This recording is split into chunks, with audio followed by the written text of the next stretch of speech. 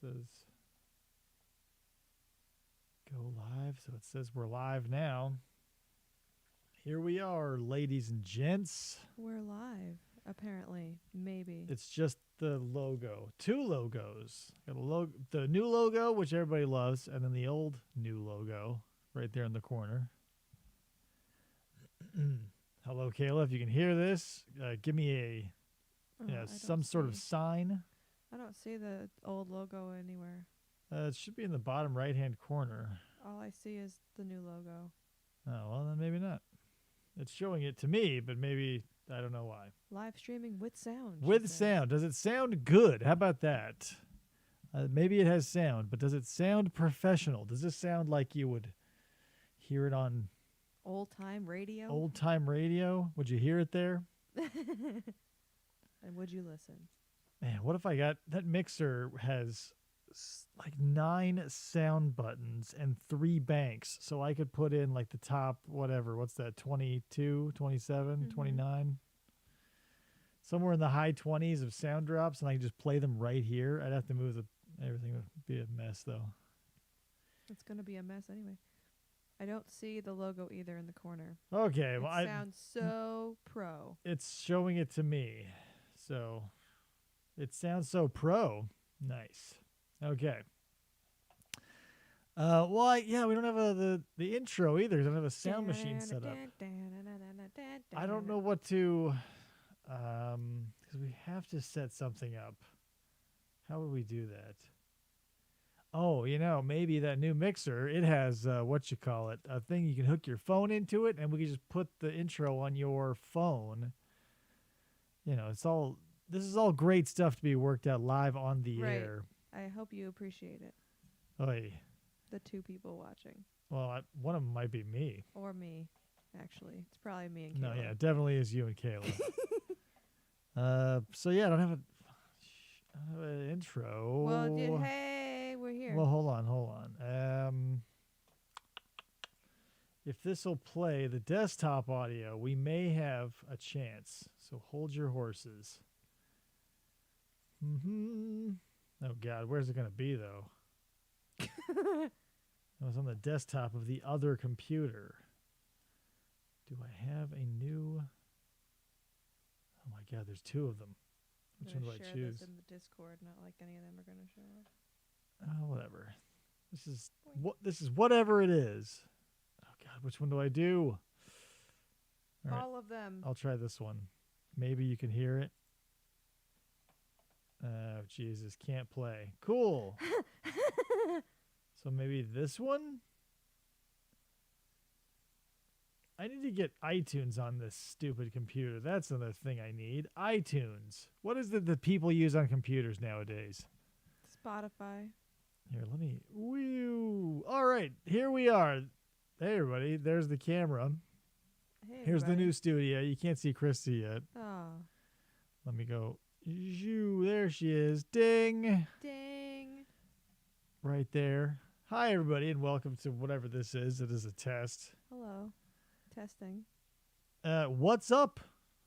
Let's sound off in the typing square. What's happening, everybody? You can see I've dressed up as in my weirdo shirt. My name is Dave, a.k.a. Derv Guru, a.k.a. Dervis Lervis. Kelly, you got to get in our Discord. We need video EIO. You got to get over on our Discord. Lots of stuff happening there, and so many people I am burning through. I need more to interact with.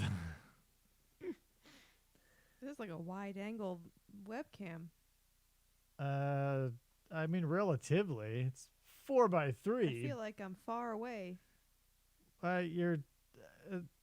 what do you mean? I just look far away. Well, it's number one, you're tiny on the screen. Number 2, it's a webcam that needs to be wide angle. It's supposed to be sitting on a monitor. So it has to be wide angle by virtue of it being that. Yep. If we're tight and put it on the top of a monitor, you'd see somebody's nose or their jawline or whatever. You don't want to see any of that. Yes, that's true. Discord me up. Well, I don't have the link on me. You're going to have to go to the Facebook and get it. Whatever. We'll talk about it later. Yeah, we'll talk offline. Well, it's still online, just off live. Yeah. Offline, online. Huh. I think so. Tell me what you think of the video. Number one, does it look okay? I've got several lights on. This is a very dark. I feel like I need another one. Krista looks okay. I've got her near the 80s corner. We're actually going to be swapping out that sofa for some accent chairs. With Maybe a light. Yeah, a little. I kind of wanted to keep it like 80s theme. That's where I'm pointing, where Krista is over there, according to my relation to her. That's my 80s corner with the Jason clock and everything. So I needed something to be on brand and on theme. So if I ever do like a live video chat, I'll just sit there, get the lavaliers up, and we'll put the fern in between the two and be like, serious conversations. Yes. Shallow and pedantic. Yes. Let's see. But yeah, it looks like everything's going good. I can't believe this new little computer is working out so well. Yeah, it's pretty awesome. I'm excited to have the big one out and play video games. Oh, we'll see how that goes. I haven't even turned it on yet. So we don't know if it even works. Something must have... Oh, my gosh. This is also a very noisy place. If you can hear that, maybe you can hear that. There's Probably people not. It was the painter. running up and down the side yard, jolly gallivanting around. You ready to... I don't want to, if anyone says I'm going to start a cult, only if you pay me. I'm not going to start one just for the giggles of it. You know what I mean? You should have put on some incense, and then we could have talked about how we put on incense. No, because the last time I put on incense, it was a major part of the show last time, and it went in a direction I was not super enthusiastic about. Oh, well, I'm not going to talk about penises, so... That was anuses. Anuses, But sorry. thank you for saying it wrong, so I had to bring it up. Ugh. Jesus fuck. Anywho, having my first drink in a while, so we'll see how that goes. Yeah, so... It's like, what is this called again? The whispering beaver? The belching beaver. The belching beaver. Yeah. You thought it was a dog, which I thought was funny. I thought it was a dog, yes. says But I beaver didn't right see on beaver on there. I just saw what I thought was a dog in sunglasses with muscles. Yeah. Well, then you got to look at the words. I didn't. I looked at raspberry and blackberry, and I was like, oh, that could be good. Those are words. Look at the rest of the words. Look at this. You look at these words. 90s. Back to the 90s. Keeping it legit. This is what we're drinking. I don't hear the big noise at all. Good. Yeah. Well, no, we're not sponsored by them. Sponsored Give them by unnecessary Belching shout outs. Beaver. Not here to be a shill. So you obviously listen to the show, Kayla, I imagine. Boy, oh boy. What a...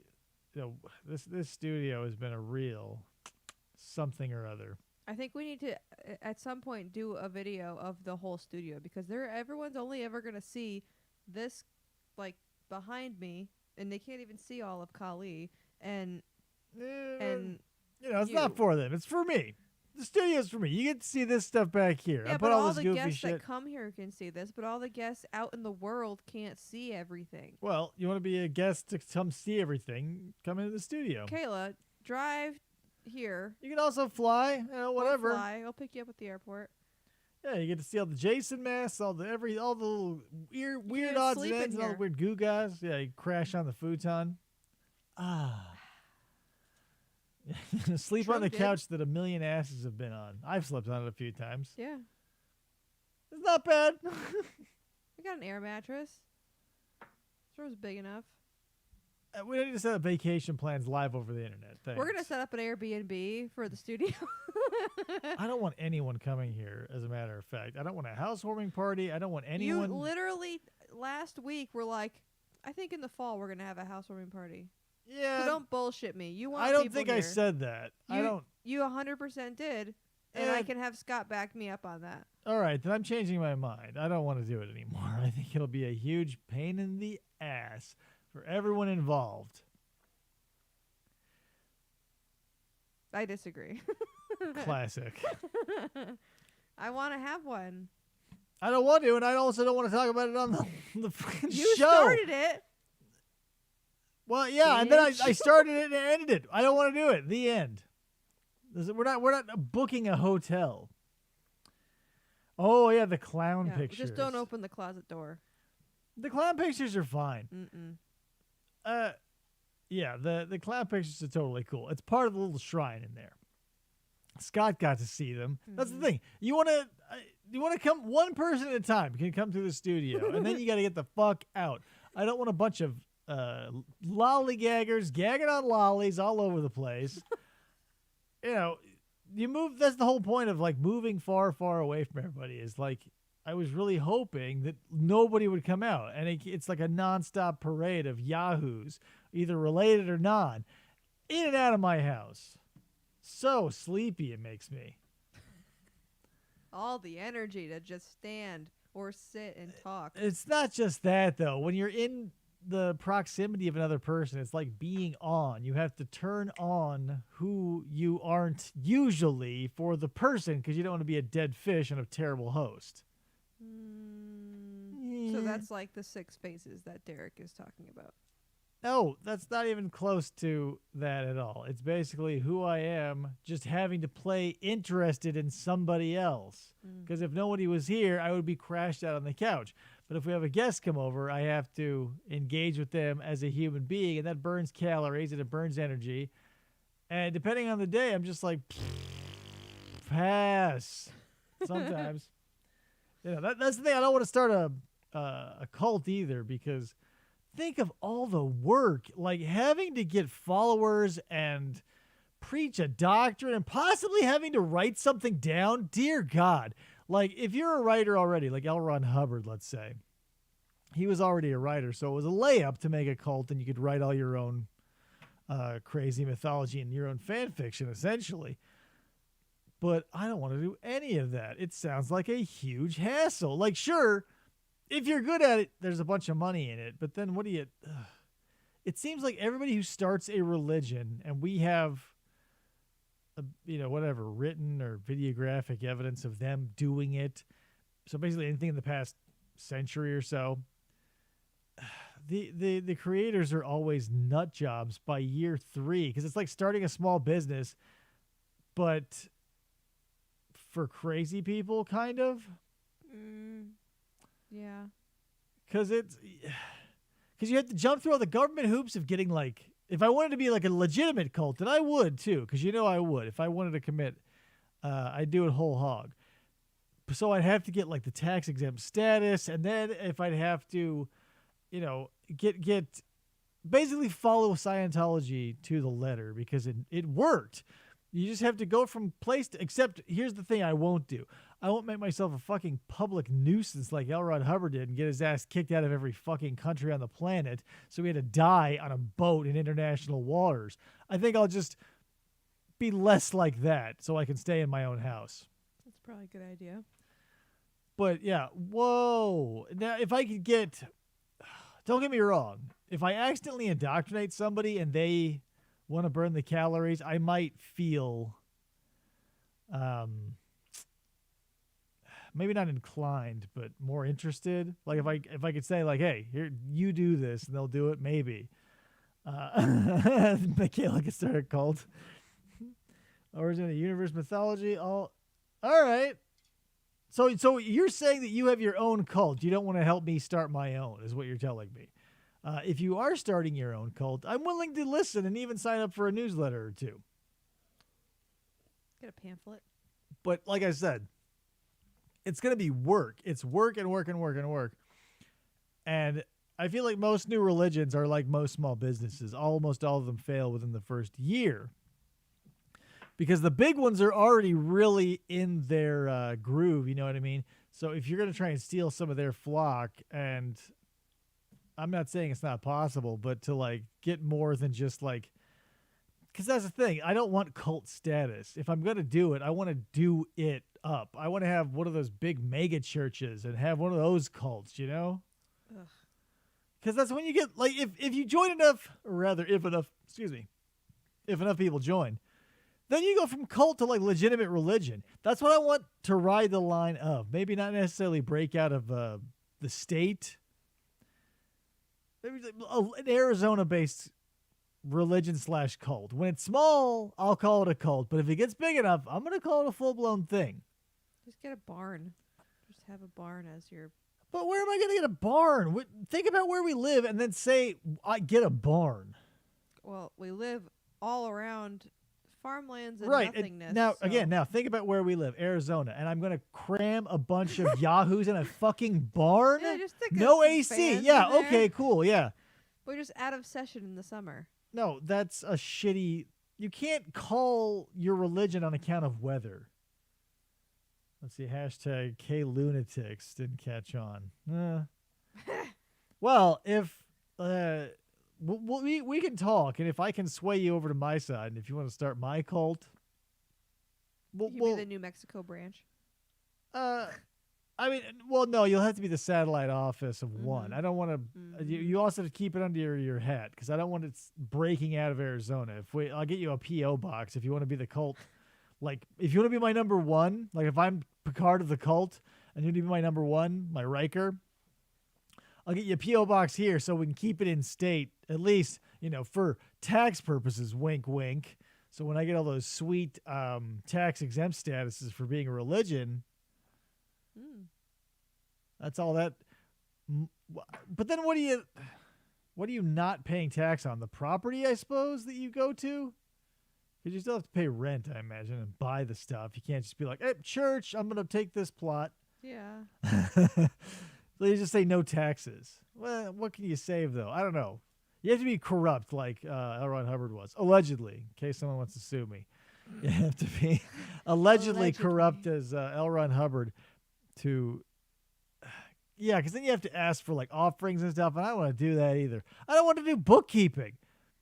Ugh, cults are so much of a work. Like, maybe if it was just like a magic cult, and you show up and you bring your own robe, and there's no, maybe like donations, we can meet in the woods. You just show up in the woods and have a fire. Yeah, maybe bring like a little altar, like a portable altar. That'd be fine. Like, I don't want to jump through all the hoops. Plus, I'm not, Bring your own chair. BYOC. Bring your own BYOS. Bring your own shit. Yeah, bring your own everything. We'll Yeah. just go out into some sort of wooded area, not a barn in Arizona. Maybe I'll move up north and we'll go into someplace cool. We could just get another house up there or another place up there and just use it for that and like getaways. Well, but we'd have to get the religion started first. The cult starts out as a Yes. cult. We have to start the cult first. And so far it's a cult of none. So step one is getting a cult, I could imagine. be a bookkeeper. I'll be your bookkeeper. I don't want to do any of that though, because then, like, no matter who has to do it, bookkeeping is a boring task, and I like spreadsheets. It's just QuickBooks is a spreadsheet. That's all it is. So I guess I'm not super into the idea though. Like I said, if someone wants to jump on board and do all the legwork, that's as far as I'm taking it. Maybe design like a nice medallion for all the followers, or maybe like BIM stickers. You're familiar with the Apple, hopefully, Kayla? If you're not familiar with the Apple, it is a Golan Globus Canon Films musical set in the distant year of 1994. And basically Mr. Boogaloo is Satan, and they make him wear BIM marks. So I could do that, get a nice... there's an app that you can send images in that make stickers now. So I could just do that, make all my cult stickers, and be like, yeah, welcome to the family, and pop them on the head with a sticker. You can 3D print medallions too and give them a lanyard. Boring. Maybe we should do, Kayla, chime in on this. We need some weird rituals, because if you go to Etsy and you're a weirdo like me, you'll find weird stuff. So you can buy, essentially, as a tiny copper pyramid that you put on your head, and it's basically a wireframe copper pyramid. So the bottom is just a square, and then the big point, and you put it on your head, and you meditate with it on. Some magic I understand. Some magic I get, because it's tied to rituals or deities or whatever. So that's kind of stuff I get. Even like the weirdos with their crystals and their stones and all those magic powers and shit. The chakras. I can even get that stuff, because you say, okay, by a loose sort of logic, certain materials could hold certain quote-unquote energetic properties. I don't want to get into it, and I also don't believe it. But if you want to, you can. So I get that. But there's some of this stuff where it's just like, look, it's just I don't get it. It just like comes out of nowhere. It's like as long as you think about something in a mystical way, it counts, which is fine. Like with mysticism and New Age stuff and cults or whatever, it's always nice to have as many in the party as possible. But you can only have so many statues of so many pantheons all over your house. Basically, you just got to pick one and say, well, it's like buying a car almost. Even if you're not going to believe in it, you're still going to have to base your weirdo-ness around something. That's true. Yeah. So, and that's the thing with those New Age crap is like you can be New Age Wiccan, New Age like Greek, all that stuff. I'm into like I like the chakra stuff and like Gaia and like I like that Vishnu that I got. Huh. Yeah. Vishnu or Lakshmi? Lakshmi, I guess the one that I got today. But I like the chakra, the earthy stuff. I like the earthy stuff. It makes, for me, it makes more sense, I guess, in a way. That's fine. I mean, it all. And it's pretty. Yeah, that's the thing. I like the Hindu stuff because of the aesthetic. Like, I don't necessarily make the connection between the characters and their fundamentals anymore. So you can offer magic infused faux sharks fossils. Oh, maybe. Yeah, I could. Shark's teeth, though, you could buy those, neat as you please. There's a place up the street I can buy a handful of them for $1. I can just put magic on those, and they're already real. I think how to get a cult started would be to start a small New Age shop, and then offer either classes or something, indoctrination classes, and lead into like so I also am part of this. If you like my stuff and you like the information that I give you, I'm also. No, I'm just gonna read Going Clear again and find out how they did it. They meaning he, right? Yeah, I'll just do that. Like if you want to don't start from scratch. So we've got plenty of. There's that one guy in Japan who's maybe he's still alive. I don't know. I haven't looked really into it, but he has a video game based off him. There's this Japanese cult that this dude started that got insanely popular relatively. But then you get. I don't know how much I can take of the weirdo talk though. Like when we went to the store today, and let me tell you what I heard. So at the weirdo shop I go to, there's a little display of all the little crystals and all the little magic stones and obsidian and quartz and jasper and coral and turquoise, and everything has its own little magic property. So these, little teeny boppers in their early 20s come in with their, whatever. Do you. What? But like the high-waisted mom jeans, I don't get, especially when paired with a crop top. So you're seeing essentially right below the boob line, and like 8 inches above the belly button. So you're seeing like this weird floating rib no man's land. And I'm like, what the fuck? But I digress. The one girl said to the other, she says, I heard from so-and-so that you have to do this ritual with your crystals and find out if they are meant for you. And if they are meant for you, you can keep them. But if they are not meant for you after this ritual, you have to throw them away. And she's like, I'm really sad because I had to throw away 3 of my favorite crystals. And I thought, oh my God, you poor child. I wanted to ask what the ritual was so bad, because what did you feel with these 3 that you did not feel with the other umpteen zillion or however many that warranted? And then we got to see small, basically a little microcosm of it where, because one of them was buying more rocks, and she's like, make sure they're the right ones. She's like, oh yeah, I totally am. And I wanted to be like, how, bitch? How are you fucking, like, when you pick it up, what are you doing? Are you feeling? What is your process? But I don't know. And then we saw this one guy. Oh my God. My favorite guy. Oh my God. I can't. He had cornered one of the poor workers there. And he had her down a line of dialogue that I was enthralled by. So he's like, so we got the rocks, right? This poor lady sitting behind the counter, like 1,000 yard stare. And this guy's like really intensely explaining. He's like, we got the rocks, right? But the rocks were here way before humans, and the rocks have magic, right? But the rocks were always for humans. And since the rocks were always here and with magic, and they were always for humans, we were always going to get the magic And rocks. they were before dinosaurs. But too. oh yeah, I kept bringing. That's why I kept gravitating to it. I I kept bringing know. up the dinosaurs. He's like, these rocks were here before the dinosaurs. And I wanted to jump in and be like, yeah, man, and like add my own little crazy 2 cents to it. But then, we would still be there. well, not only that, but then I could that poor woman behind the counter would be like, oh, cool. I quit. Thanks for giving one of my regulars even more crazy shit Yeah, to go he over was day after day. 100% a regular at least every other weekend. But he, And he probably didn't buy anything. interesting people in weird shops. Even if you don't buy anything, walk into a weirdo shop of any kind. It doesn't have to be New Age or mysticism or anything like that, because there's all kinds of weird shit. Go into like a weird tattoo parlor, go into like a weird furniture store, and just wait for people to come in and interact, because they are always strange. I loved the place we went to last weekend.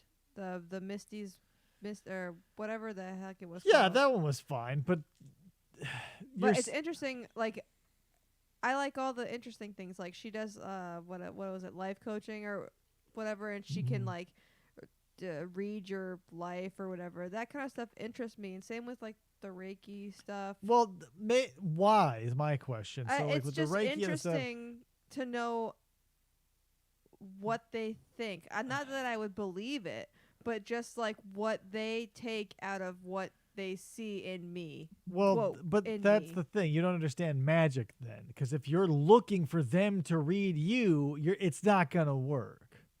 Well, that's what like a Reiki chakra Well, thing is. no, a Reiki is energetic healing. That's not a reading of any kind. A Reiki is but they someone can of see, laying of hands. But suppose like well, that. quote unquote, yeah. But that's the thing. It's like, but that's if you want to get into the bullshit of any sort of magic, you have to do it with a pure intent. You can't do it for the fuck of it, because then Well, you're no, just it's doing a it pure for the fuck intent of it. to it as For an the fuck of it. interest, as an interest to know what they think, and it'd be interesting. I still think it'd be interesting. Not that I'm just doing it and taking nothing away from it necessarily.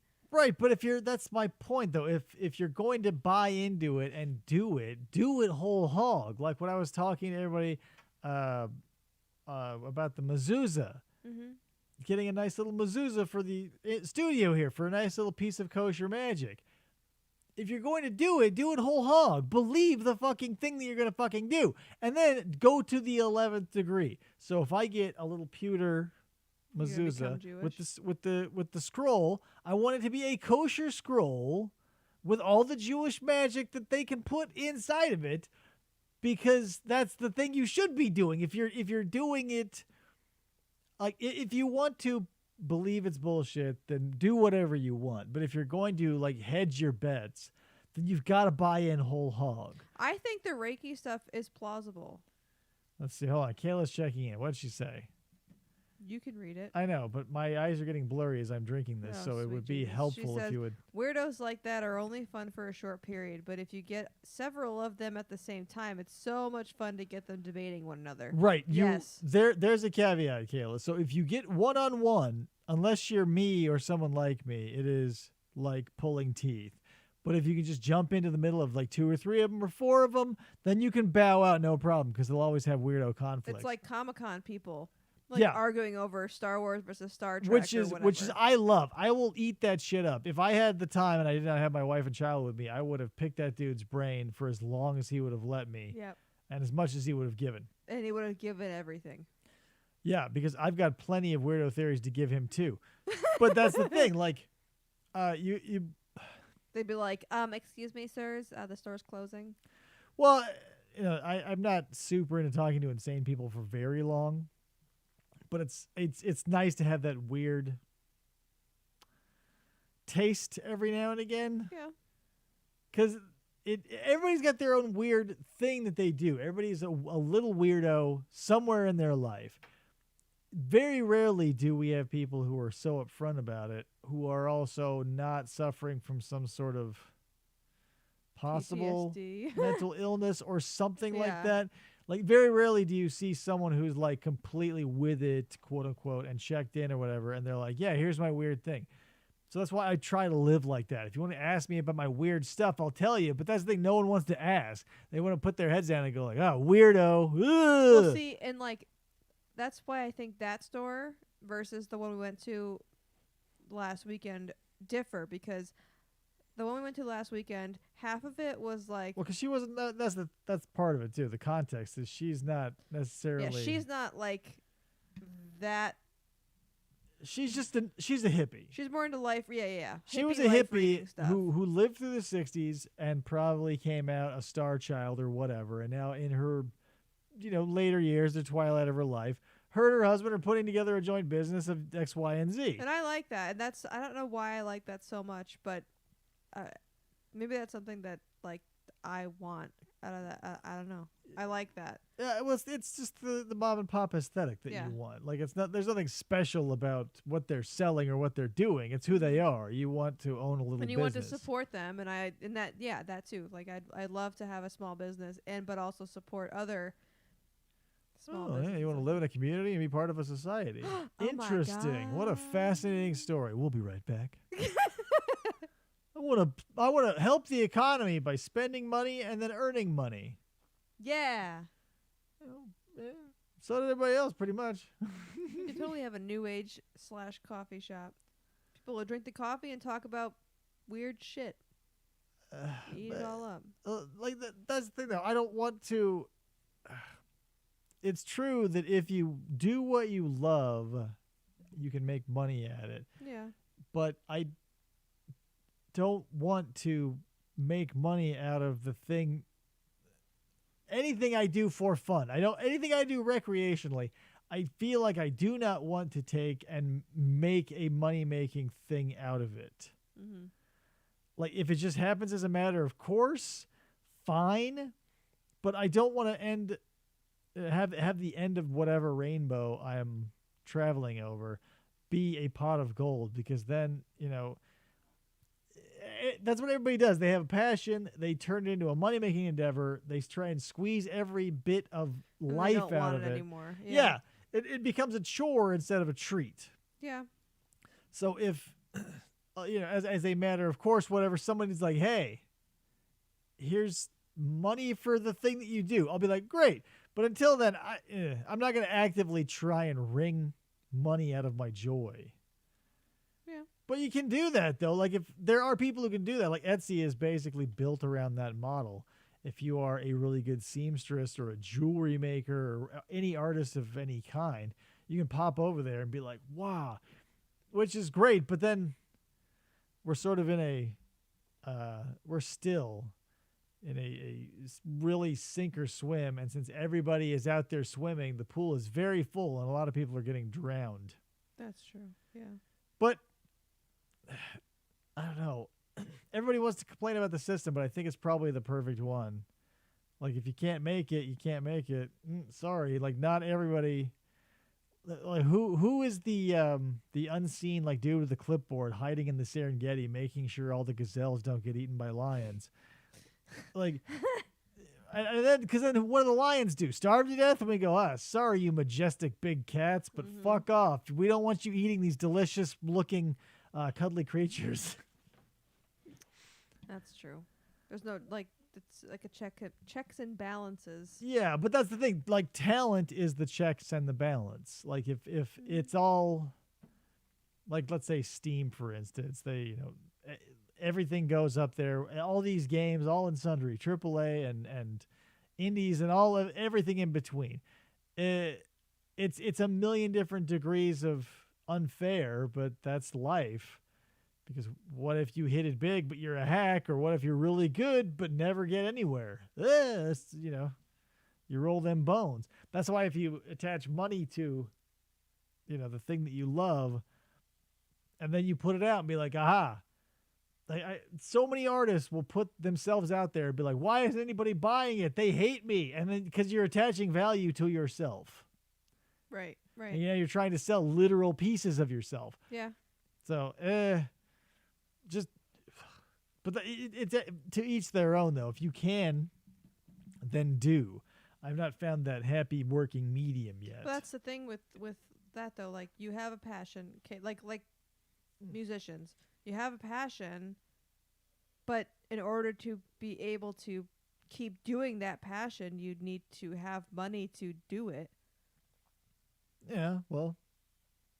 So it's like you need to have a regular job in order to support your passion. Yeah, I'm not talking about how to survive. I'm just saying if you turn what you like to do into something then you now do at the behest of others for money. Mm-hmm.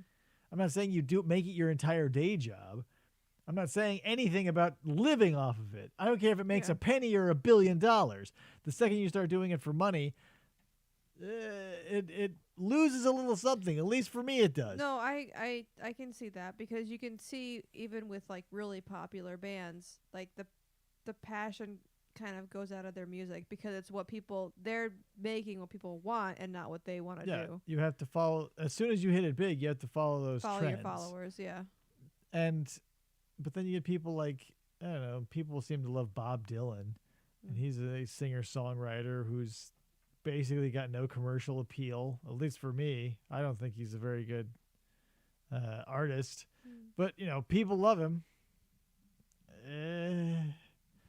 But whatever. That's the thing. As long as you're true to yourself and your art and your however you're expressing yourself, that's it. If someone comes along and says, "Hey, I want to give you a bunch of money for doing it," then you say, "Great." But if you do it the other way around, then it's a surefire way to turn the thing you love into the thing you hate. Yeah. And that's why I don't want to start a cult because I don't want to turn the things that I like to talk about and the things that I like to do into like a day job. I don't want to have to like proselytize. I would rather just be annoying to people and talk philosophy at and with them than to do it for the reason of trying to get into their wallet and pull out a 50 while they're not looking or whatever when I pass them a collection plate. Well, then maybe like not to go back into small business again, but I don't know why coffee shop keeps getting stuck in my head. But because you like coffee. I do like coffee. But I don't know why it keeps getting caught in my head. I only drink 4 pots a day. Why did I? Well, yeah, I don't know. It's a mystery. But like making a coffee shop thematically of like Zen stuff, and then if people ask or whatever, then it's a genuine ask. And yeah, but how often do you go into a coffee shop and be like, "So what's your philosophical deal?" No, but if you have things, you can have things like. Right, but I don't want to do a coffee shop. That's the thing. I don't know how to make coffee. I don't know how to use those big Italian copper and brass machines. I don't want to do that. Yeah. If I wanted to start a coffee shop, I would say I would like to start a coffee shop. That's like say, "Oh, I would be get into new age and I'll do that by doing coffee shop." That's like saying, "Hey, I'm going to make a sandwich by hitting a stone with a hammer." How does that make sense? I was just making an example. I know, and I'm making another example of how I don't know how we're going to get to the one from the other. It's like we want to be an Olympic swimmer, we'll buy a motorcycle. What the fuck are you talking about? We want to start a new age shop? Well, here's the new thing. Get a small business loan for a coffee shop. When the coffee shop takes off. Like to make a new age shop. I'm saying to get your voice heard. Well, I'm not going to start a cult in a coffee shop either. I don't want to do a coffee shop. That's the thing. You like coffee, and you can start your own coffee cult if you want. I am refusing to start a coffee shop because there's one every 8 feet. That's true.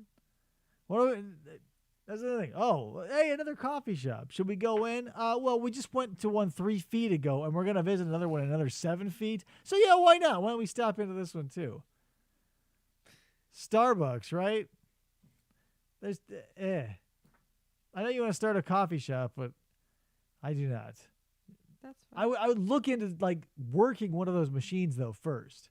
Because, like, you can't roll up into a cute little cutesy trailer and, like, hit a bunch of buttons on a bunch of Black & Decker drip machines and be like, "Hey, who wants some artisanal Black & Decker? I got it at Sprouts. Ground it myself." Like, what? There's I'm fresh sure ground, a lot Guatemalan more. medium roast. Yeah, like, and then some you heavy cream in there. There you go. Yeah, just really upcharge them because you're gonna have to, you're buying it from Sprouts. You're not getting anything wholesale. it's just like this little horse trailer that still smells like horse shit. And you're like, oh, there's coffee, loud ass generator, just spewing smoke in the back. Coffee! Brrr. 20 minutes. Hey, I bet if you brought it to like a park where a bunch of kids and moms are, they'd buy it. Yeah, I bet if you rolled up with a tub of water balloons and charged 25 cents a pop, you'd probably make $40. But I don't want to do that either. There's a million ways to make money, and all of them are pretty unimpressive. Mm. But that's the thing. What do? We're waiting for society collapse so money can be worthless again and we can all start over. I don't know if that's going to happen. Well, it's only happened in every other culture ever, so... I mean, in our lifetime. No, not necessarily our lifetime. I'm just talking grand scheme. All we can do is take the ride, which is what we're doing. And I don't want to do it making coffee. But you're so good at making coffee. But there's more to it than doing this. 1, 2, 3 scoops of coffee, water on. Yeah, anyone can do that. Spoiler alert. So good at making coffee. Oh, yeah, let me blow my own trumpet on that baby. Nobody can push a button like this motherfucker right here. Oh, my God. You see this guy? But, yeah, that's what everybody wants. Water balloons, 25 cents a pop. Nice pun. I was hoping you were still there, Kayla. We've got 4 people in here. Whatever. No one's watching. People have turned this on. Keith could be listening. Fallen asleep behind the wheel, or they put it on in the background. They're like, oh, here's some noise. That's what this Your is. voice is soothing enough to fall asleep to? Yeah, no, it's just something in the background that they can drown out their thoughts to. Like, oh, here's something I don't need to listen to ever. That's what the point is. It's a test. It's a live stream that's a test. Test. It works. Yeah. I don't know. Kayla, do you have any questions? I'm open for questions, comments, queries, Concerns. I'll look at the Discord. Maybe somebody's popping off there. Nope. We're all good. Everything's clear. Thank God I didn't bring an audience. But this is impromptu, too. You got to plan things more than 12 hours in advance. Why? Who's going to... Because people have lives. People have plans to do... Even if I gave all the things. notice in the world, who cares? Athena's watching. Hi, Athena. How did you find that out? She messaged me and said, I'm watching. Well, she could have put it in the YouTube. We got typing squares here. Yeah, go in the typing square. Hi, Athena. Hello, Athena. Thank you for the bracelet. Yes. She's making me a tree with guava quartz and watermelon tourmaline. Okay, maybe... crap, this is going to be like a really terrible third-party interview, but we could talk to Athena about weird stuff, because she is into weird stuff, I'm sure. So is the Jason mask behind you wearing a flamingo hood? It's a hat. A flamingo hat. That's my Jason X, personally handmade and hand-printed. I printed it by hand. No, I didn't. But yeah, I got the... popped on that little flamingo hat. He's never been happier.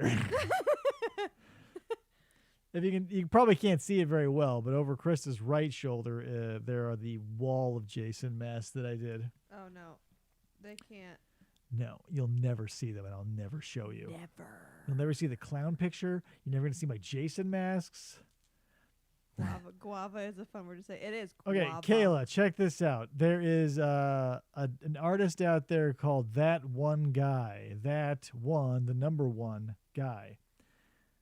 Hey, bewitching spirit That's soul, Athena. welcome. Obviously, I'm very good at context clues. Are you? But yeah. Anyway, That One Guy. 2 songs you got to check out. 1, Guava. Obviously, the whole reason for the season. Guava. One of his better songs. And then you got to check out Butt Machine. Probably the best of his songs. Also, The Moon is Disgusting is pretty good. That whole album, That One Guy, pretty good. So, Athena, let's talk about weird stuff. What is your specific weird thing? Is it just rocks? You like magic? Any deity you into? I do know that she recently got a big shipment of bones, which she's making into things, and not to answer for her, but Well, I kind of are. while we wait, um, and the moon, did a She birth got the chart for me. moon? She did a birth chart for me, and I honestly can't. The painter's knocking. Obviously, you want to go take care of that? Jesus Christ. So now you're just stuck with me, people. Of course, here's the thing. Guys painting the house. It's been dark for an hour and a half. Come knocking on the door. 9 o'clock. It's the right time to knock on a door. So now we'll just wait for the chat, or the typing square, if you will, to pick up. Not pick up. Catch up. Hey. And yeah, I would like to say that our planned shows go better than this, but I don't think they do. We usually have a guest, though.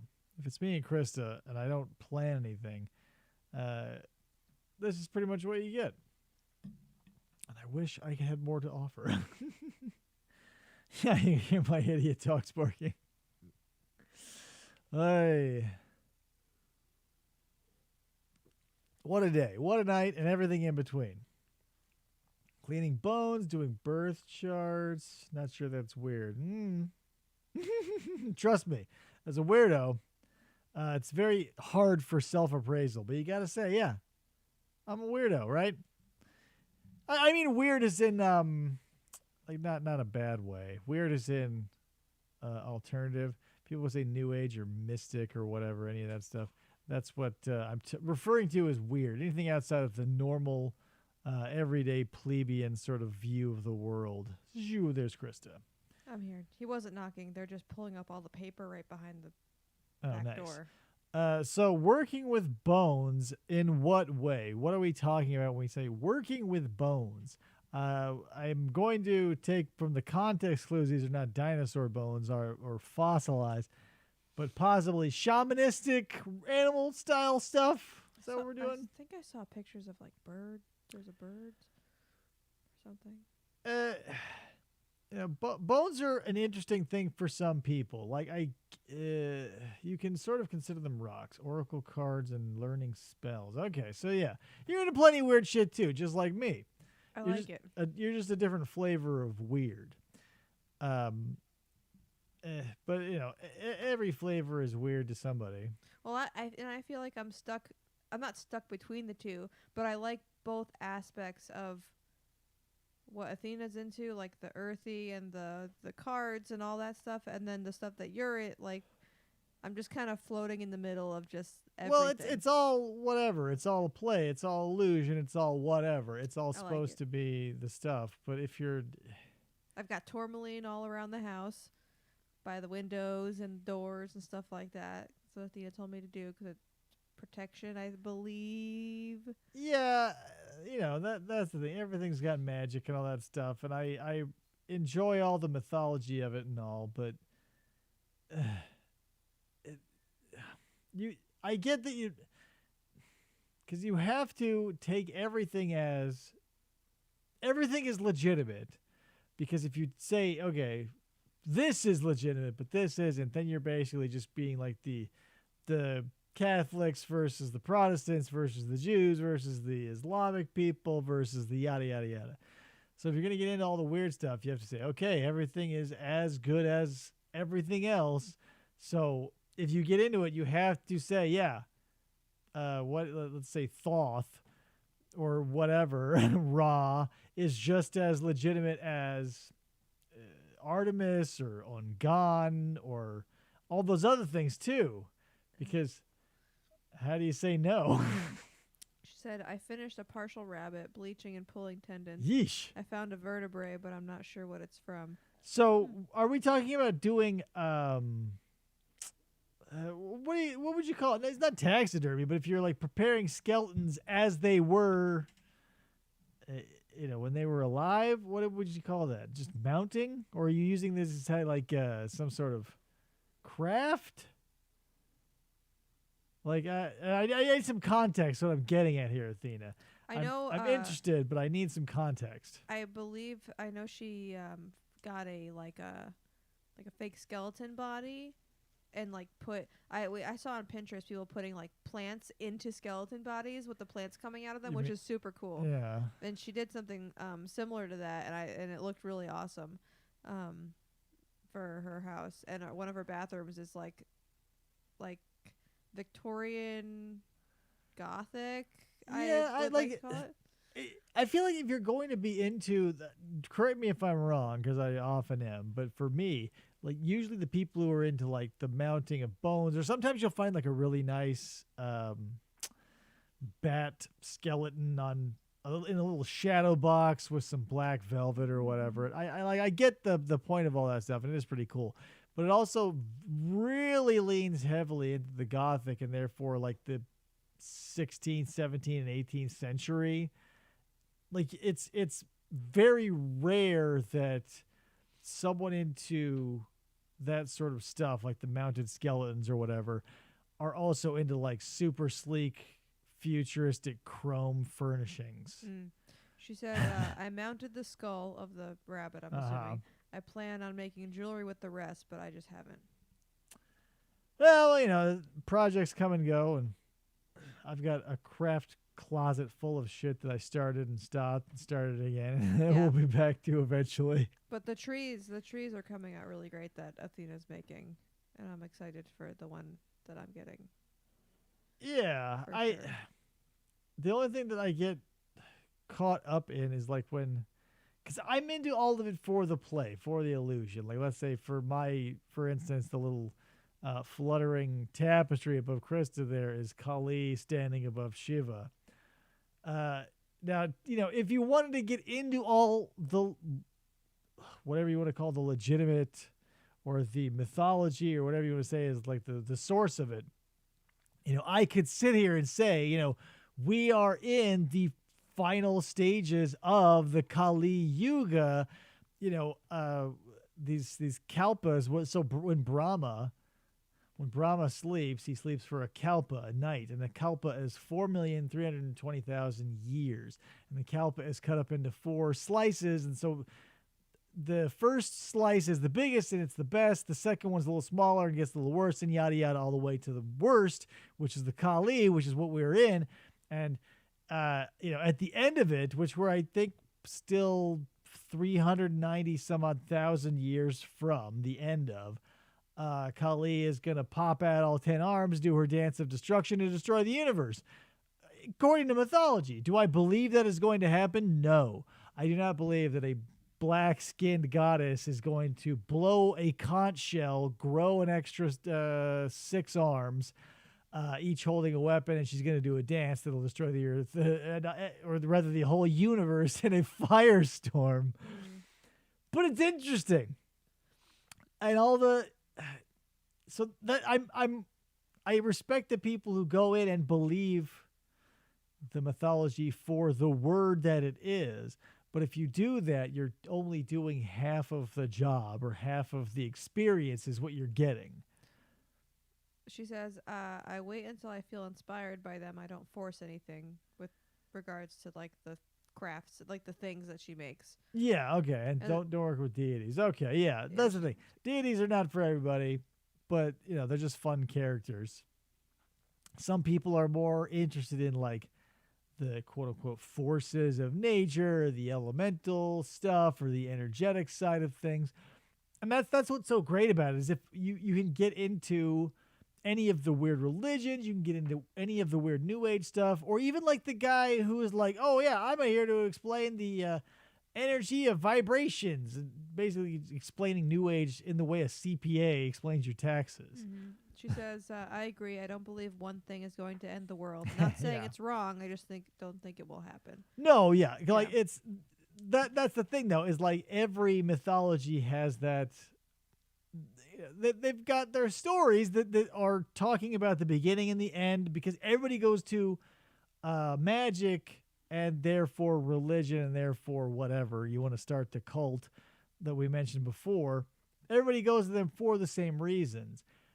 It's just, do you look for the answers you're looking for and say, radical, cool, I got them? Or do you get lost in all the characters, all the pageantry, all the illusion, all the, the whatever? So you start, it's what I'm saying is it's very easy to start a journey of self-discovery, trying to find the self. It's a razor thin line for some people to falling over into just like, uh-oh, now I'm just dogmatic about a new thing.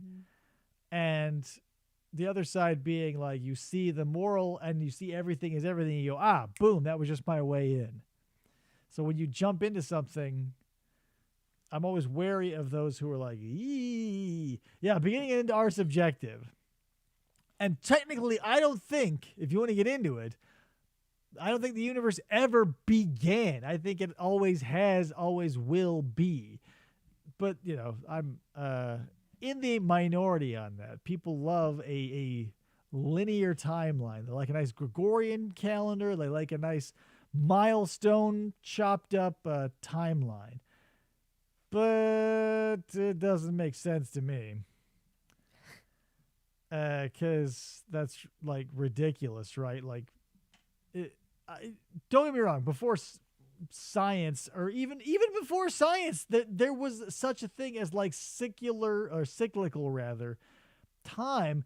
It was just one day after everybody was like, oh, so maybe we shouldn't do that, and they were just like, I guess we had that one Jesus guy popped, so we'll call that 0 or something, or when he died we'll call it 0. I don't know, we'll write it down later, we'll put it in a book, they said. But that's the thing. For most people, you have to have an end. But was there a beginning? I don't know. I've got a lot of wacky theories tonight at 9.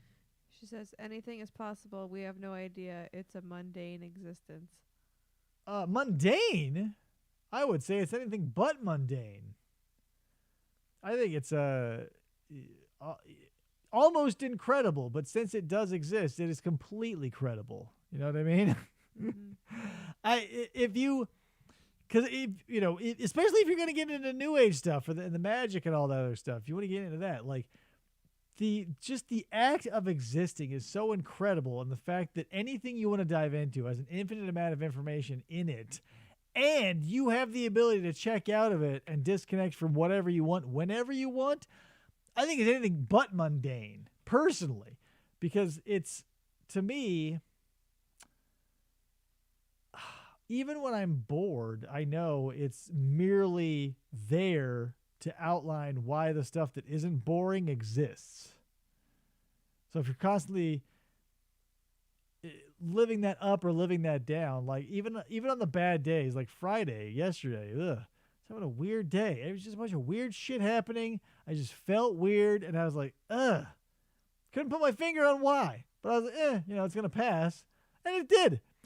But if I had gotten too wrapped up in it, I'm like, because it was a Friday that felt like a Monday, but that Monday fell into a black hole and was like smashed into a singularity, and then it was pulled back out, and someone tried to stretch it back into shape, and it was like, fuck it, and threw it into the week. That was my Friday. Yeah, it's crazy. But like I said, you can get into all kinds of weird stuff, because you can look at the sun. Be one of those breatharians. Look into that. If you haven't looked into being a breatharian, if you get into like the New Age or the mystical, you're going to look down every avenue eventually, just for the sheer joy and the sheer weirdness. But breatharians, I think, are my favorite type of weirdo, because they're the most obvious liars. Like, it's really hard to call someone on bullshit when magic is involved, because you can say, well, you didn't believe or whatever. There's always a built-in excuse why a magic item or spell or chant or mantra or whatever doesn't work. But if you want to put your money where your mouth is and say, I am a breatharian, I live off of air, I live off of sunlight, and that is it. What? You're going to have to put your money where your mouth is. And every time they try that, they have to call it, because the person is literally starving to death. And the scientists go, "What? You're starving to death. Why are you doing this?" Okay, yeah. The breatharians. Yeah, or sun gazers, they also call. And one of the guys, he was, I don't remember his name, but every time I see him, he looks like Black Belt Jones, if you get that reference. But he still is a huge breatharian movement. But in the 70s, somebody caught him, and how could you not? Somebody Eating? caught him eating at McDonald's. Mm. So after that whole shit hit the fan, he decided that time to augment the diet. So it's breathing the air because the atmosphere has enough nutrients, getting your stuff from the sun, and also double quarter pounders with cheese, I think. With a large fry and a Coke. Yeah, basically whatever the number 6 is at McDonald's. He's like, those are fine. The sun and air, that's it. I saw an article of a couple that legit died because they were breatharians. Yeah, lots of people died. Well, not lots. Several people who were too stupid to eat died. The only reason I found out about him is because a documentary popped up to me where this woman was like, yep, I'm going to die. She, basically in Australia, this old woman was like, I'm going to do the breatharian lifestyle, and I'm going to live stream it. She put cameras everywhere, and the money ran out. She couldn't live stream it, but she kept up with a video blog on YouTube and yada, yada, yada. And keep in mind, breatharians live on, like I said, the air and the sun.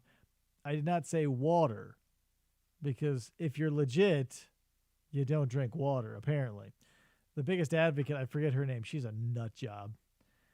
That was the thing though, because her claim, the old lady's claim, was that you can live off of blah blah blah. But she's like, I'm gonna do water. I'm gonna do whatever, a modified version. So I'll do water. Sometimes she drank tea. Sometimes she drank coffee with nothing in it. But basically, that was it. And so we were just watching her starve herself to death over the course of this documentary, and the internet was going nuts. And spoiler alert, she doesn't die. She's finally like, you know what? Being a breatharian is not for me, seeing as how my kidneys are shutting down and I've lost, seriously, no food at all. Right. And she went months. It was measured in months. Wow. And, if you're into the fasting lifestyle and you do that, you can go a week, 2 weeks, 3 weeks if you're a meaty person. No problem. But this was an old lady going food cold turkey. Pun intended. No more food. I'm going cold turkey.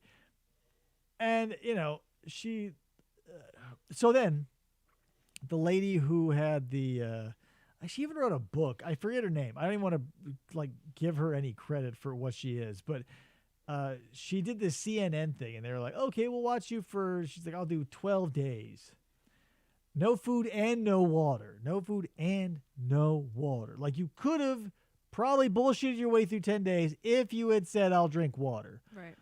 By day 4, she looked like a straight up corpse. Her eyes were sunken in, her cheeks were sunken in, and just for lack of water, because 4 days is nothing without food.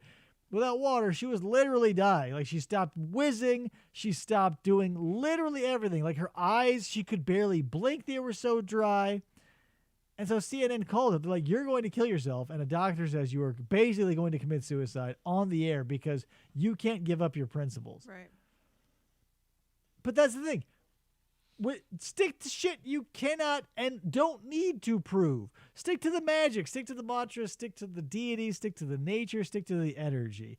Don't get into something or start something that is obviously bullshit, because not for nothing. If you want to say life is an illusion, this is all a grand play. Was she from Russia or somewhere overseas?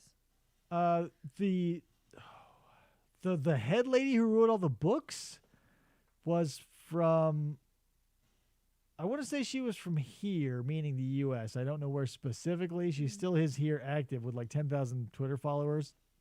Wow. If I can remember where I'll try and find it. And if you want to watch the documentary, I'll find it. But the lady who was documenting herself was in Australia. All the big breatharians, whatever, the ones that are over here, Uh, once you take on Reiki, well, We were just talking about that. Yeah.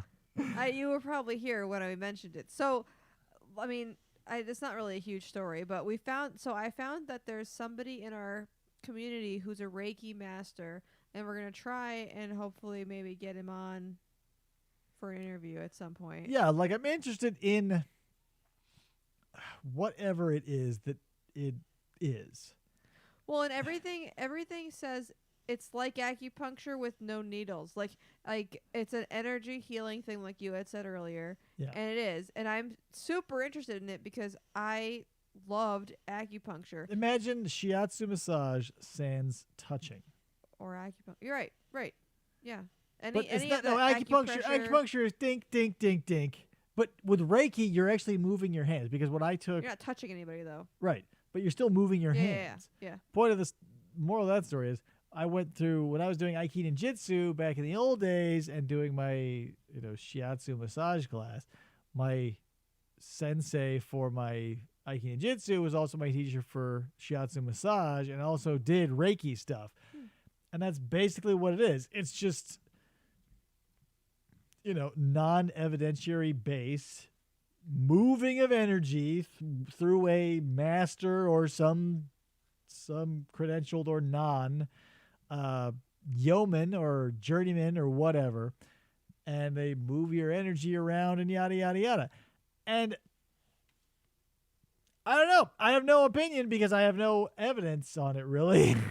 I would love for this guy, if we find out what his like background is, like if he has been doing it for God knows how long. What did Kayla say? She's interested in the Reiki guy. Oh, it sounds interesting. I'm curious about their take on the Reiki videos Andy watched. So you say it's an interesting term you bring up, empath. Now, do you? Because the Mystic shop that we go to, one of the goofy little shops we go to, has there was an empath seminar, and I missed it, but I wanted to go and find out what. So to you, and I'm sure you are using the definition at large, but an empath is essentially what? Someone who can just read someone else's emotions, or is in tune with someone else's emotions. I want to say it's reading them. Because wasn't Deanna Troy an empath? Right, but that's the thing. If you're going to be an empath, it takes almost nothing more than looking at someone slowly because people are redundant conveyors of information. Like, if you sit and talk with someone long enough, they will tell you their life story without telling you a single thing. But that's only people that want to do that. I'm not very good at... Well, because you're too busy trying to think of the next thing to say. Yeah. If you stop sometimes and listen to the person you're having a conversation with, look at how they act, look at how they interact with you, just take in their vibe. That's how I know when people are lying to me. It's not like a magical power. It's just if you slow down, if you can keep your center and not be pulled by them or trying to push them, everyone will tell you their entire life story without using a single word regarding their life story.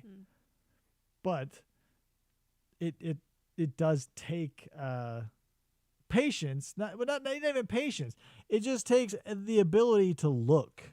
To slow down. Yeah, you have to just slow down and not get ahead, because that's in every conversation you've ever had. I guarantee it's just like, let's see, absorbing energy and feeling of others.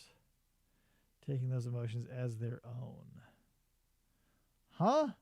So being an empath, you feel what the other people are feeling and recognize what those people are feeling? Right. Okay, so basically, but that's just identifying, right? Like that's not because I can look at someone and identify and feel, cuz like that just gives me the impression of like empaths have zero control and but I'm sure that's not the case. Like I can jump into somebody else's skin and feel like if someone's angry, I know what anger feels like. When my son flips his shit, I know what it's like to be a frustrated child. But I'm not necessarily going to chalk that up as a anything supernatural or because I feel like humans are pretty in tune, even though we like to think each one of us is a special little snowflake and we don't know what's going on behind the eyes. We're all pretty much wired similarly. Yes, this is true.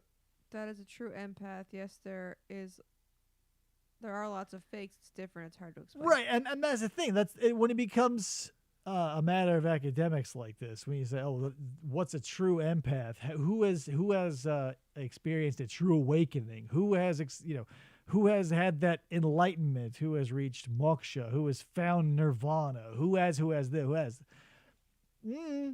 No, because all we have is the English language or whatever you're a native speaker of.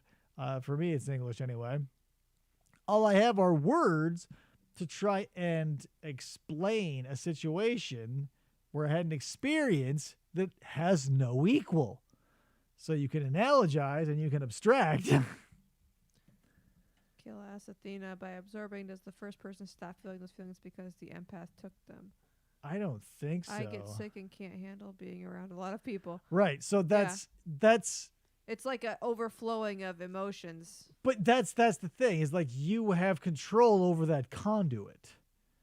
So I know, Kayla, it's hard to come across as genuine in text. So I get you 100%. Well, welcome to my world. but yeah, I get that. So that's in my philosophy, having the ability to read but not get swept up in, that is my whole thing. Like having the ability to disconnect, like, because it's living like that is a roller coaster. Like if you are the type of person who is at the mercy of anyone around you with a strong emotion, woof, that is a rough time, because you are either going to do one of two things. Because I used to do this. You're going to feed off of their emotion and double it back on them, or you're going to do the 180 and piss them off because you're doing the exact opposite, and it's a polarity switch. Mm-hmm. It sucks on both sides. You don't really want to be antagonized, and you don't want to feel like you're drawing off of someone's aggression for your relaxation, as an analog. Yeah, and I feel like Athena's right with the there are a lot of fakes, because there are a lot of people out there, like you said, that can see other people's emotions and automatically be like, I think I'm an empath. As opposed to, right, but that's the thing with a concept like an empath. What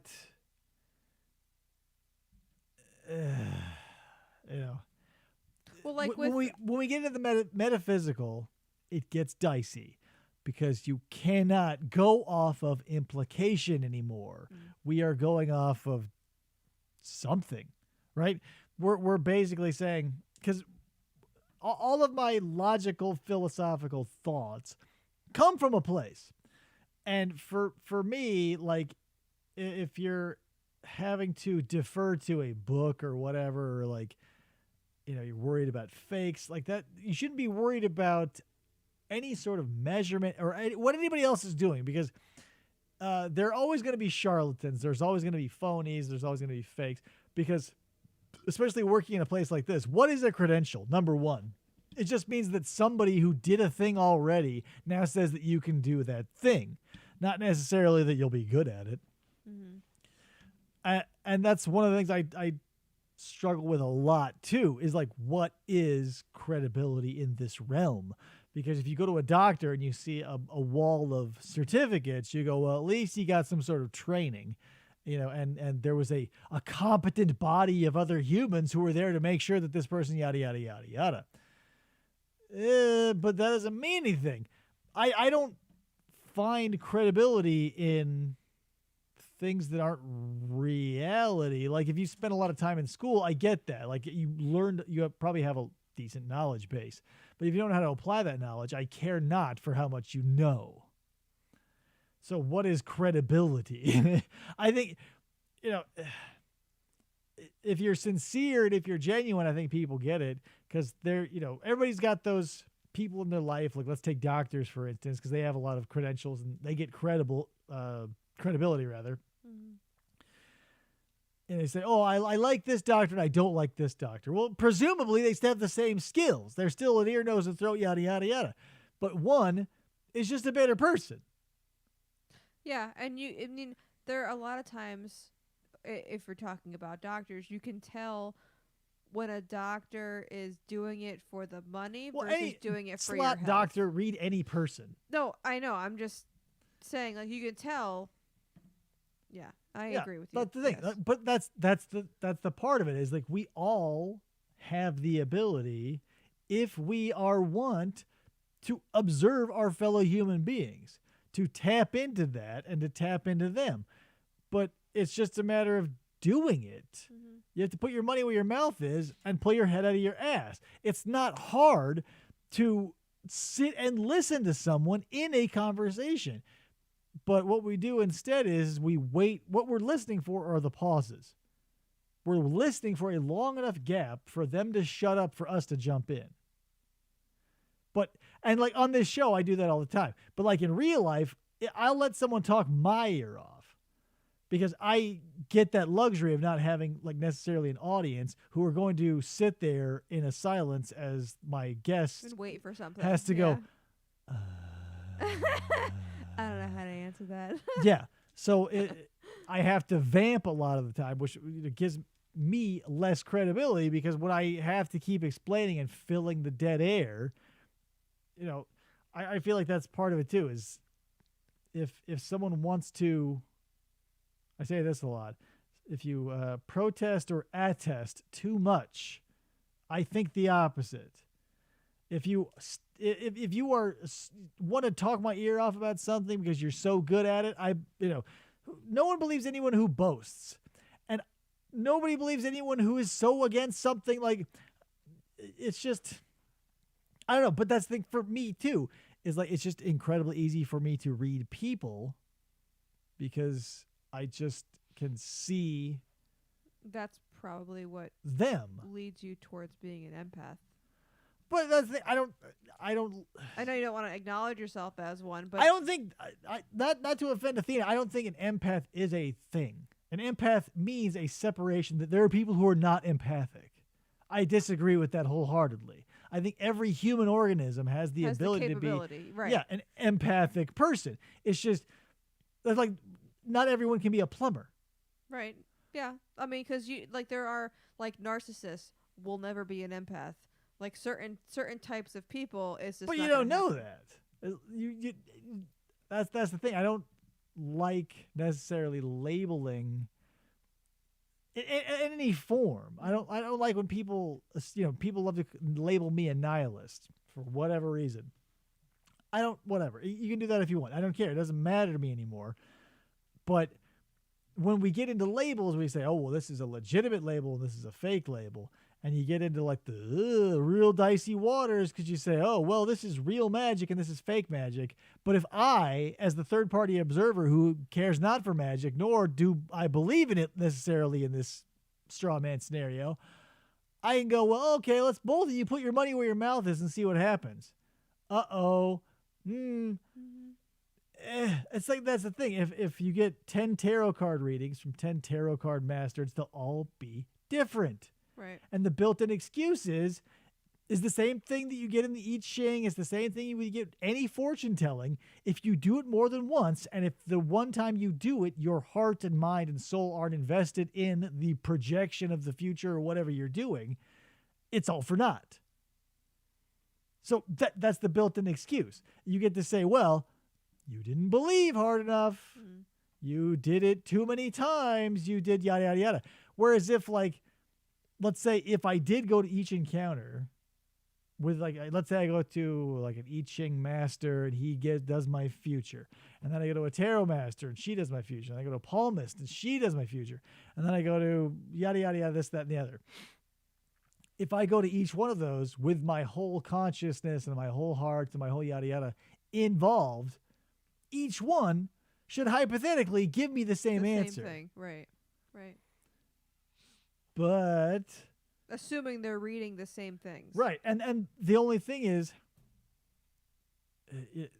that's part of it too. Is the person giving you the reading will be 100% positive because they don't know you've already done 7 other readings. Right.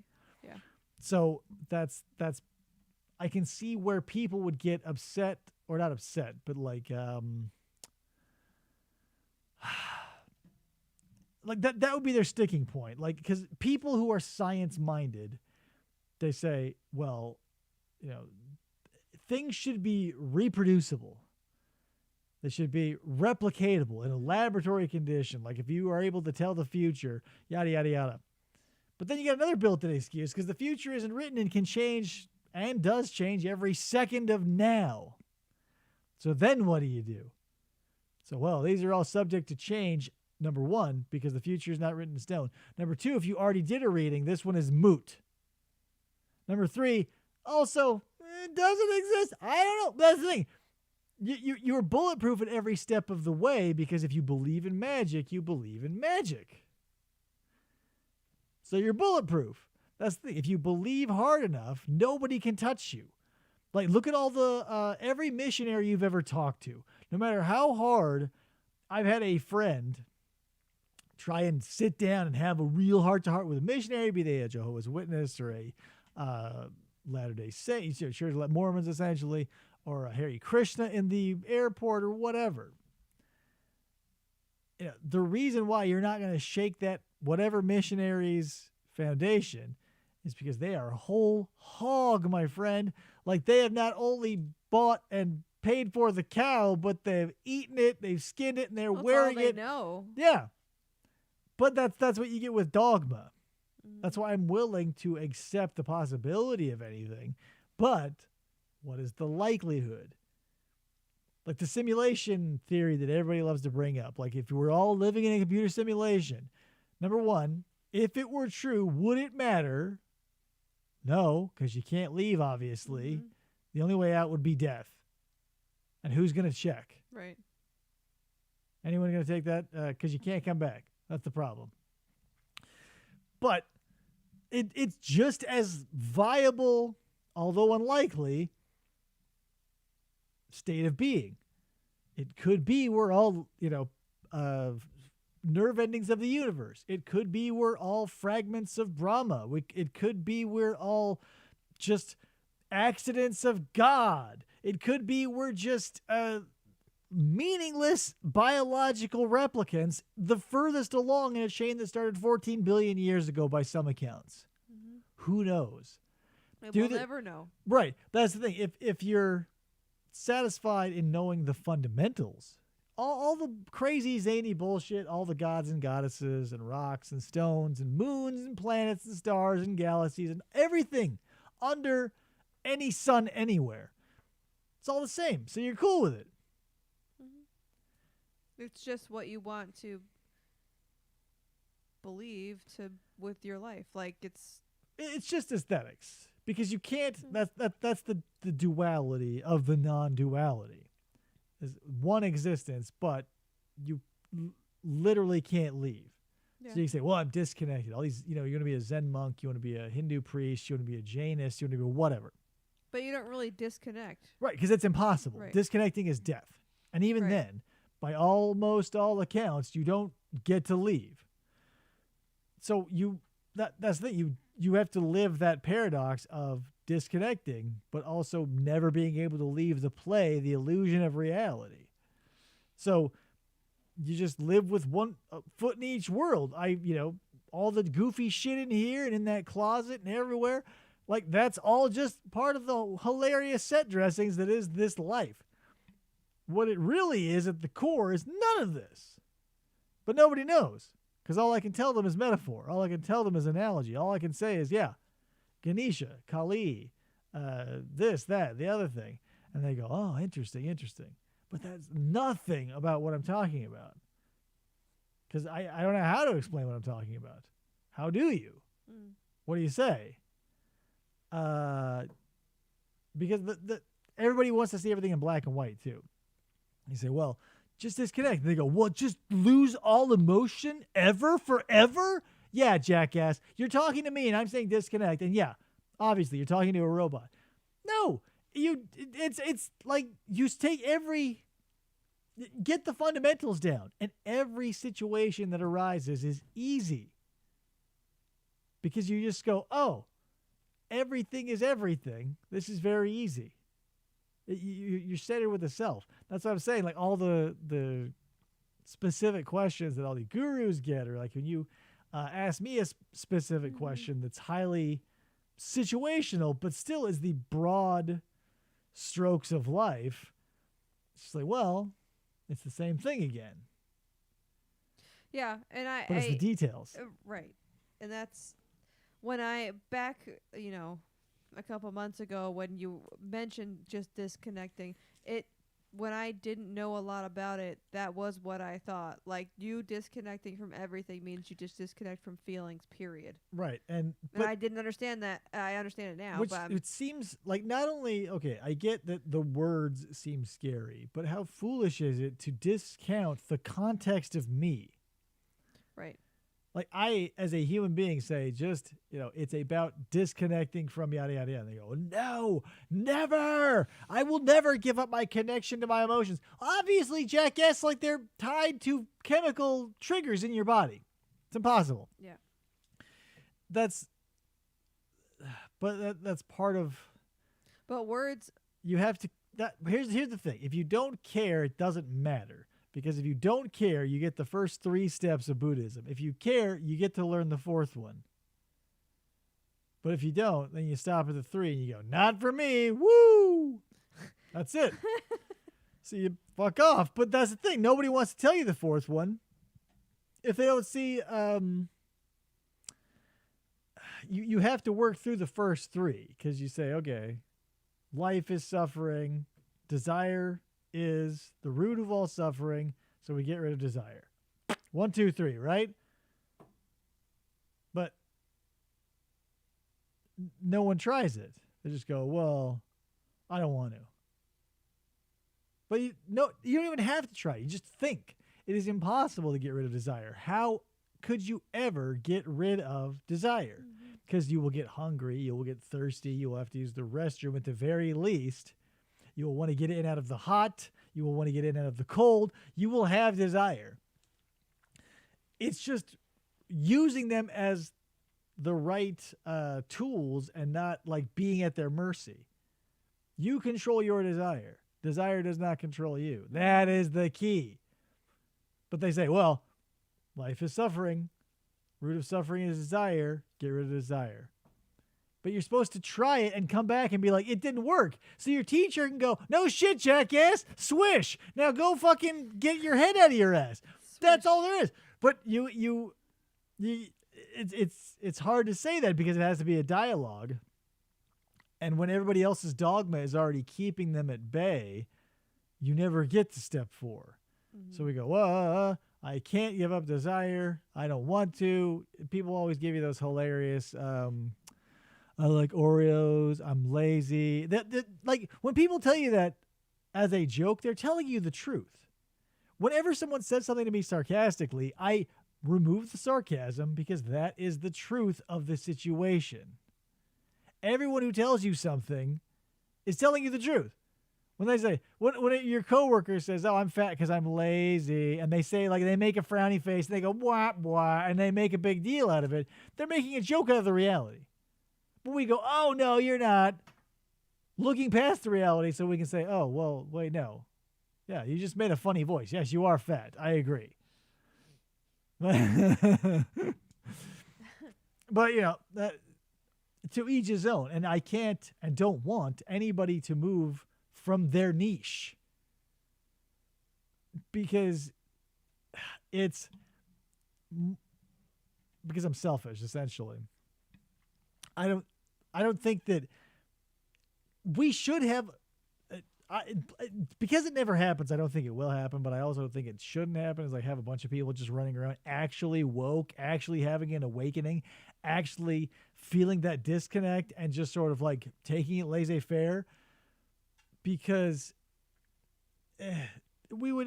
You need all of the people who have all the anger, all the sadness, all the heartbreak. We need all those people. I need all those people because they create art, the only thing worth legitimate dissection, in my opinion. All the rest of the stuff is who gives a shit, right? Because it's all academic. Art is something that came from a person that is expressing an idea in a fun, hopefully, or entertaining manner. Philosophy is just shit that you say that you don't necessarily, like, whatever. It's like if you're a Christmas and Easter Catholic. That is yeah, because it's woke is annoying because it hit big and nobody realizes it. I have the same problem with karma. When people see something shitty happen to someone shitty and they go, karma, you Karma's don't a bitch. fucking understand karma. Stop saying that is karma. That is my own personal peccadillo. Karma and dharma are very interesting, closely related things. Isn't karma something like if you have bad karma, it's when you die and are reborn again? It's Negative. you become into something that No, is. no. Karma simply means action. Your karma is your life force, your action. Dharma is your job, what you do, like what you were made for. So you do karma, which is your action, your life action, which you put toward dharma, which is your field of study or whatever, your expertise or your work, essentially. And that's the thing. When people, it's like that venomous, poisonous thing that always gets people too. When people say, oh, that's karma for you. You did a bunch of shitty shit and he came back to get you. Number one, if you want to talk about the Buddhist version of karma where you are building it up, it does not cash in until you die. That's what I'm saying. Yeah. But even then, that's a really watered down, also slightly inaccurate version of karma from a Buddhist point of view. So, that's the thing. But it's a fun word, and people go, karma, karma, and they hold out that little tip jar. Karma chameleon. Yeah, but that's it. But I don't. The same people who think karma is like somebody shitty getting something shitty happening to them are the same people who think the Necronomicon is real. I need both of them to exist. Literally, I need them to exist so I can exist. Yeah. Without everything that happens in the universe, the web falls apart. So, that's why I don't think we're ever going to have a dystopia. Sorry to break your hearts, children, all you little teenagers out there. I don't think we're ever going to have a dystopia. Because in dystopian futures, resources are always at an all-time low. And I don't buy that because the Earth is a closed system and as such is a giant ecosystem. So no matter how far technology gets, we're always going to have the same amount of water. We're always going to have the same amount of natural resources, just in different ways. I don't know. Arizona's in a water crisis. Because always. Like, it's a desert. No shit, Sherlock. We put a bunch of people in a place that has no water, and now it's hard to find water to get here, obviously. But the amount of water on Earth never changes. The worst thing humans can do to the universe is wipe themselves off of it. That's it. That is the absolute worst thing humans can do, is if we blow the planet sky high, everything on, whatever. Let's say it's as bad as the Permian extinction. So it's 95% of the life on Earth. Gonzo. Whoop-de-fuck. It's happened a shit ton before. Like, that's the thing. The worst thing we can do is wipe ourselves off. Yeah. That's it. And then once the Earth is back to zero, as it has been at least 7 times before, something will come back. I think, this is just my crackpot theory, everybody, but I think if there is another mass extinction, we get birds as the number one dominant species next. They got gypped, and I think if we get another mass wipe, birds might take it. We had the single cells, moved into the arthropods. We got vertebrates with fish. We went into amphibians for a long time. We had reptiles for a long time. Then, boom, mammals jumped the queue. I think if we have another mass extinction, birds popping up next. No way to prove it, but I'm right. Anyway, guys, we've been doing this for hour and a half roughly. This girl's got a pee. I appreciate everybody who showed up to listen. If you enjoyed it, I'm surprised. But hey, Athena, thank you for showing up. Kayla, as always, thank you for showing up. This has been a nice test, and you got to see the new logo and everything. I'll even show it to you at the end for a little bit. So, yeah, this next time I'll try to have like a plan or a guest or a something. Maybe we'll play a game. I don't know. Yeah. Anyway, guys, thanks for listening. Thanks for watching. Thanks for putting this on and falling asleep. We will catch you next time on whatever this is. It was a show. See you next time. Bye.